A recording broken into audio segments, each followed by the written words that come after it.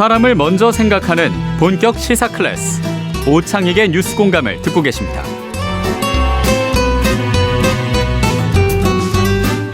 네, 월요일입니다. 특별한 인터뷰 준비했는데요. 요즘 민주노총에 대한 이야기를 무척 많이 합니다. 윤석열 대통령도 많이 하고 정부 여당에서도 많이 하는데요. 일종의 악마화 같기도 하고, 그런데 당사자들은 어떤 생각을 갖고 있는지, 지금 화물연대 위원장이 단식 농성 중이고 또 민주노총 위원장도 단식에 들어갔다고 하는데요. 민주노총 대변인 모시고 말씀 나눠보도록 하겠습니다. 민주노총 한상진 대변인 스튜디오에 모셨습니다. 어서 오십시오. 예, 안녕하세요. 한상진입니다. 네, 민주노총 대변인으로 일하신 지는 좀 되셨죠? 예, 횟수로 3년 정도 하고 있습니다. 네. 제가 앞서 말씀드린 게 대충 맞습니까? 그러니까 뭐 이태원 참사에 대해서 누군가 비난하려면 민주노총 얘기를 뭐 끄집어낸다든지, 뭐 화물연대도 그렇고, 그래서 약간 그런 경향들이 있는 것 같아요. 소수의 움직임인지 어떤지, 뭐 언론도 그런 태도가 있는 것 같고요.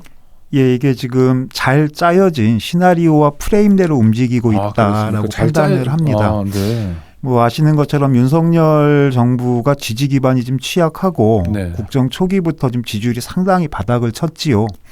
그래서 윤석열 정부의 그러니까 지지 기반의 공통점은 보편적으로 이제 색깔론, 네. 그리고 이제 반노동, 노조 혐오, 거기 이제 반민주노총으로 좀 집중이 되는데요. 그래서 노동자들의 정당한 파업 투쟁 이것을 공격하고 거기에 뭐 색깔론 입히고 하면서 강하게 발언하고 강경하게 대응하는 것을 보고 그 이탈돼 있던 지지층들이 결집하는 효과를 일부 좀 봤습니다. 이것에 네. 좀 고무감이 있는 것 같고요. 또 그것을 갖다 그대로 또 뭐 일부 언론에서 뭐 검증이나 없이 그대로 이제 인용보 따가지고 하면서 실질적으로 엄청난 좀 공격들이 들어오고 있고요. 뭐 그런 상황에서 뭐 이태원 참사 12구 참사 관련해서도 지금 유튜브 보면 뭐 얼토당토하는 이야기들이 지금 상당히 많이 퍼져 있는 상황입니다. 전해주시면 마음 아플 것 같고, 이를테면 어떤 얼토당토하는 얘기들을 하고 있습니까? 뭐 민주노총 조합원이 간부가 갑자기 이태원에서 뭐 밀어 뭐 이렇게 해가지고 갑자기 뭐 사람들이 몰리면서 참사를 일으킨 게 민주노총이다. 뭐 그 정도까지 그런 얘기합니까? 영상까지 지금 유튜브에서 지금 돌아다니고 있고요. 근데 문제는 이 부분에 대해서 뭐 처벌이나 시정이 거의 불가능한 상황이기 때문에, 아니 그런 유튜브를 만든, 저는 뭐 형사처벌이 능사는 아니라고 생각하지만 그 민주노총 입장에서는 조합원들의 이해와 요구도 또 대변해야 되는데, 그런 분들은 형사 책임을 좀 물어야 되는 거 아닌가요? 예, 그래서 관련되어 있는 조항들을 좀 살펴서 좀 법적 대응을 할 좀 준비를 좀 하고 있습니다. 근데 이게 워낙 너무 많이 퍼져 있어서요. 네, 민주노총 만능이군요. 뭐 하여튼. 근데 민주노총 하는데, 민주노총이란 조직이잖아요. 네. 근데 좀 소개를 해주신다면. 예, 민주노총은 전국 민주노동조합 총연맹의 약칭이고요. 그걸 갖다 이제 일부 수고 언론에서는 민노총 하면서 비하하고는 있는데 민주노총이 맞습니다. 87년 노동자 대투쟁 이후에 이제 노동자들의 이제 진출이 활발하게 됐고, 91년도에 전노협 이제 탄생을 했습니다. 그 이후에 95년도에 그 민주노조 운동의 전통과 역사를 계승하고 자주적인 노동을 펼쳐나가기 위해서 95년도에 창설이 됐고요. 이제 조금 있으면 30년이 되지요. 그래서 처음에는 42만 조합원으로 출발을 했는데 지금 현재는 110만 조합원이 110만. 예, 저희 우리들의 노동 조건 개선과 정치적인 지위 향상을 위해서 노력하고 투쟁하고 있습니다. 한국은 노동자가 노동조합에 가입하는 비율이 상대적으로 낮은 나라로 알려져 있는데 사실인가요? 예, 지금 저희가 전체 노동자를 한 2천만 정도로 통계로 보고 있고요. 그 중에 뭐 민주노총뿐만이 아니라 이제 한국노총, 그리고 이제 기업별로 상급 단체가 없는 기업별 노조 다 해서 노조 조직률이 한 14% 정도 되니까요. 네, 14%. 뭐 상당히 좀 낮은 수준이죠. 네, 그러면 낮네요. 2천만 중에 14%면. 그럼 민주노총은 그런 노동자들의 조직 중에서 가장 큰 조직입니까? 뭐 두 번째 아니면? 예, 이게 뭐 하여튼 뭐 아주 중요한 건 아닙니다만. 네. 예, 저희가 뭐 제1노총 조합원 수로 했던 네. 적도 있고요. 지금은 뭐 노동부 발표로는 한국노총이 민주노총 조합원보다 좀 일부 좀 더 많아서 현재 네. 제1노총은 한국노총으로 고용노동부에서는 발표를 했습니다. 네네. 그러니까 하여튼 상당한 규모의 노동자들의 연대 기구인 거죠. 네, 맞습니다. 그런데 왜 이렇게 표적을 삼는다 할까? 이럴까요? 그러니까 반노동 정서라는 것의 실체는 또 뭘까요? 민주노총이 이제 걸어왔었던 역사가 네. 뭐 말 그대로 이제 정권과 자본의 뭐 정책이나 이익을 실현하는 데 있어서 가장 커다란 걸림돌로 작용했었다라고 판단을 하는 거이시고요. 저희도 그 역사를 대단히 자랑스럽게 생각을 합니다. 저희 민주노총은. 그러다 보니 좀 최근에도 뭐 윤석열 정부에서 뭐 노동, 교육, 연금 개혁이라고 이야기하는 3대 개혁을 뭐 집중 추진하겠다. 노동, 연금, 교육. 예, 네, 3대 네. 개혁이라고 얘기를 하는데 저희들 입장에서 봤을 때는 이건 개혁이 아니라 계약이거든요. 네. 근데 이것들을 추진하가는 과정에서 자연스럽게 민주노총 내지는 이제 노동자 전체의 저항에 부딪힐 수밖에 없고 뭐 그러다 보니 민주노총을 좀 국민들로부터 그리고 노동자들로부터 이렇게 좀 일부 이렇게 좀 따로 거리를 좀 두게끔 만들어야 되는 그 필요성이 다분히 있고요. 지금 아까 처음 말씀드렸던 모든 지금 벌어지는 것들은 그것의 일환으로 보여진다라고 저희는 판단하고 근데 있습니다. 2천만 노동자 중에 14%면 280만 노동자만이 조직되어 있는 거잖아요. 네. 그 중에 뭐 옛날식으로 얘기하면 어용노조도 있을 거고 노동조합이 제대로 역할을 못하는 데도 있을 텐데 만약 노동시간 같은 거든 하여튼 그 근로조건이 나빠지는 거라면 이렇게 좀 민주노총처럼 조직되어 있는 분들이 전체 노동자를 대변해 줘야 되는 거 아닌가요? 예, 뭐 그래서 최근에 지금 윤석열 정부가 추진하고 있는 노동계약과 관련해서는 뭐 한국노총하고 민주노총이 그것에 대한 입장 차이가 뭐 있지 않습니다. 네. 그래서 공동으로 이 부분을 정확하게 계약으로 규정을 했고, 다만 이제 이것을 이제 저지하고 어떻게 막아내고 정말로 우리 노동 시간이나 노동 조건들을 지킬 것인가 하는 방법론에 대해서는 뭐 약간 조금 차이가 있을 수는 있지만 현재 이 상황에 대한 인식은 같이 하고 있습니다. 네.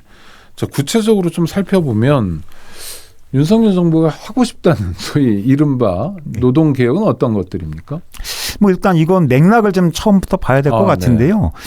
이 지금 윤석열 정부가 하겠다라고 하는 이제 노동시간 유연화 그리고 이제 임금체계 개편은 역대 계속 뭐 경영계나 사용자 단체들이 끊임없이 주장을 해왔고 요구들을 해왔던 사안이고요. 네네. 그래서 이전 정부에서도 끊임없이 추진들을 해왔습니다. 근데 그때마다 뭐 노동자들 저항에 부닥쳐서 뭐 실패하기도 했고 철회하기도 했는데 윤석열 정부는 이 부분을 뭐 최근에 뭐 미래 노동시장 연구회라든가 이런 부분을 동원해서 뭐 전문가들 의견이다.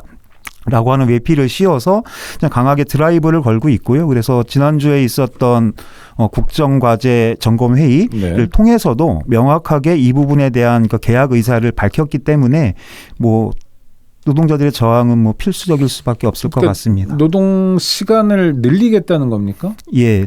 지금 제일 안타까운 부분이 뭐냐면요. 네. 저희 대한민국의 법정 노동 시간은 주 40시간이에요. 그렇죠. 네. 그래서 뭐 부득이하게 연장해서 주 52시간을 넘지 못하게 법으로 되어 있는데 이게 어느 날 갑자기 주 52시간이 기본이 돼 버렸습니다.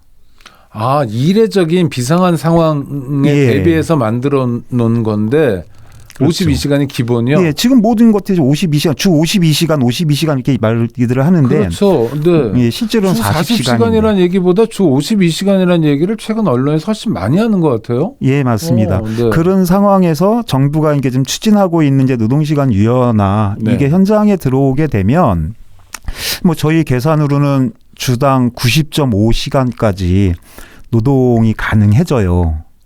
처음에는 뭐 언론에서 이제 69시간 노동이 가능해진다라고 했을 때 고용노동부가 강하게 반발을 했었습니다. 네.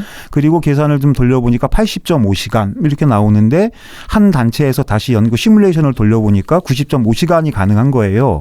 그러다 보니까 어저께 이제 고용노동부 장관이 무슨 소리냐 90.5시간은 현실 불가능하고 80.5시간이다. 이렇게 얘기를 한 겁니다. 그것도 끔찍한데요. 그러니까 끔찍하죠. 40시간의 네. 2배 네. 이렇게 가는 거죠.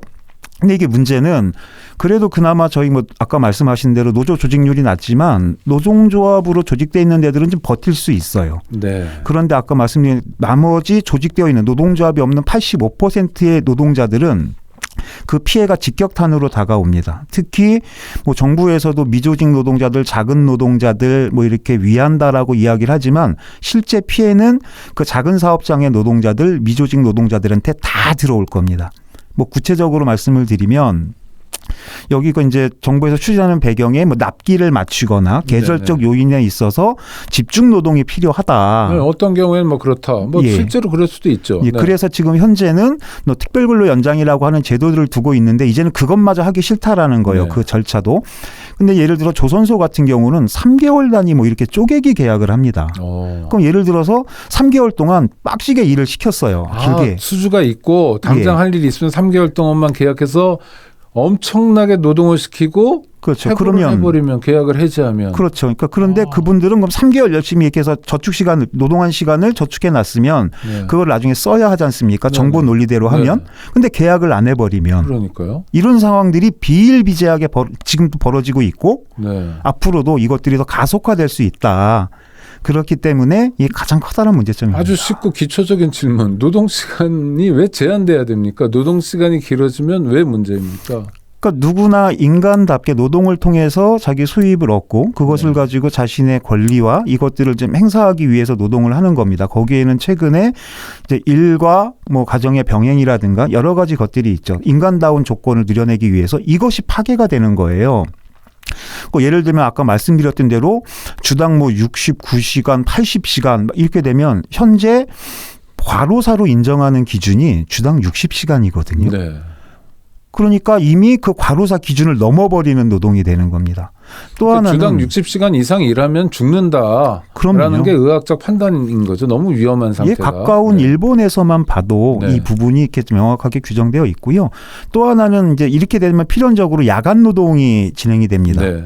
근데 야간 노동은 발암물질 2급으로 규정이 되어 있어요. 야간 노동 자체가 네. 네. 그러니까 정말로 더 길게 일하고 그 일하는 과정에서 사람의 리듬이 깨지게 되고 네. 그럼 자연스럽게 집중력이 흐트러지게 되고 그럼 지금도 우리나라에서 중대재해가 엄청나게 벌어지고 있는데 그래서 노동자의 생명과 안전 그리고 인간다운 삶을 직격탄을 맞게 되는 거죠. 그렇기 때문에 이 부분을 저희는 계약이라고 이야기를 하는 겁니다. 네. 윤석열 정부에서 민주노총이 해야 될 일이 되게 많아지고 있다는 생각이 드는데요. 예. 임금 개편은 어떤 겁니까? 그러니까 임금도 이제 최근에 그런 이야기를 해서 국정과제 그 점검회의에서 이제 윤석열 대통령이 그런 이야기를 했습니다. 이제 공정하지 않다. 정규직 노동자들과 비정규직 노동자들이 공정하지 않다. 네네. 그렇기 때문에 임금 체계 개편해서 이걸 바꿔야 된다라고 얘기를 하는데 저는 그 현상적인 지적에 저희 동의합니다. 그러면서 그렇죠. 윤석열 공정하지 대통령이 않죠. 네네. 동일 노동, 동일 임금을 이야기를 하셨어요. 네. 그렇게 하면 그걸 하기 위해서는 비정규직 없애면 되는 겁니다. 네. 현대자동차에서 아니면 어떤 현장에서 뭐 저희가 비근한 일 이런 얘기 많이 하는데 현대자동차에서 오른쪽 바퀴는 정규직이 달고 왼쪽 바퀴는 비정규직이 달아요. 그러나 월급 차이는 근데 어마어마하게 나죠. 근로조건 그러니까 차이고. 비정규직은 애초에 한 대한민국이 없었던 거거든요. 네, 근데 네. 이것이 IMF 때 들어오게 됐고 그 비정규직이 양산되게 되는 자꾸 쓰는 이유는 임금에 대한 비용 절감도 있지만 실제로는 노무에 대해서 책임을 지지 않기 위해서 사용자들이 자꾸 밖으로 내보내는 거거든요. 지난번에 현대해양조선, 대우조선 해양도 그런 마찬가지입니다. 대우조선 해양이었죠. 그래서 정말로 그 진단에 대한 현상에 대한 진단을 진정성 있게 바꾸려면 네. 저희는 이 부분이 개선이 되어야 한다. 그러니까 비정규직의 정규직화를 위한 정책을 먼저 과감하게 써야 된다 이런 말씀이죠. 그렇죠. 그리고 저희 나라는 대한민국은 이 수직 계열화되어 있는 구조거든요. 그러니까 상위 맨 쪽에 있는 원청과 일체사업자들이 모든 이익을 다 가져가요. 네. 그러다 보니 밑으로 내려올수록에 노동자들의 고용 조건은 노동 조건은 하락이 되고 그래서 노동자들이 비정규직 노동자들이 그 고용되어 있는 하청 사장한테 가서 이거 안 되는 거 아니냐라고 요구를 하면 하청 사장들은 이제 그런 이야기를 하는 겁니다. 야, 우린 책임이 없어. 돈도 없어. 원청 가서 얘기해. 우린 그냥 시키는 거 받아서 하는 사람들일 뿐이야. 이 얘기군요. 그렇죠. 네. 그런데 진짜 원청한테 가서 이야기하면 당신들이랑 우리랑은 직접적인 고용 관계가 없으니까 그냥 하청 가서 이야기하세요.